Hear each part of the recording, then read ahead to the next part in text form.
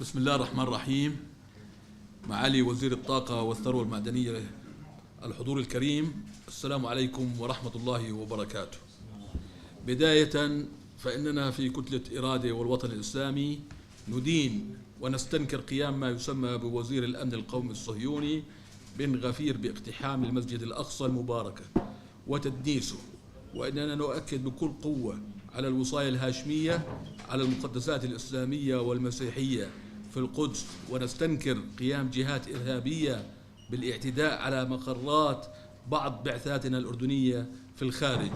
ونقول للجميع إن الأردن سيبقى هو الأردن، لا يتغير ولا يتبدل، عروبي الهوى وطني الانتماء، وستبقى القضية الفلسطينية قضيتنا المركزية، وسنبقى شعبا ونوابا ملتفين حول القيادة الهاشمية المظفرة. معالي الوزير، يسعدنا في كتلة إرادة والوطن الإسلامي أن نرحب بكم أنت وصحبك الكرام في هذا اللقاء الذي نعتبره محطة لحوار صريح حول قطاع الطاقة والثروة المعدنية، الذي نعتبرها من أهم المفاصل الحيوية التي تمس أمننا الاقتصادي ومعيشة المواطنين بشكل مباشر.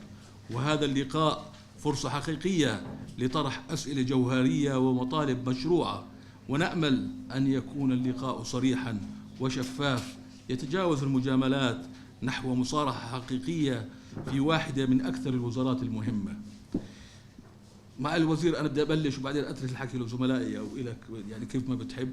راح ندير الحوار بطريقة حوارية، يعني اسمع منا ملاحظات بنرد عليها. يعني أنا حاب أحكي بشركة وادي عربة. يعني لا، احنا اكيد بالكتله لا نعارض فكره الاستثمار، واحنا مع الاستثمار بالثروات الطبيعيه، بس نطالب منذ سنوات، لكننا نسجل على الاتفاقيه التي وقعتها الحكومه مؤخرا مع شركه وادي عربه جمله من التحفظات الجوهريه، وهي التعاقد مع شركه ناشئه حديثه. هيك انكتب.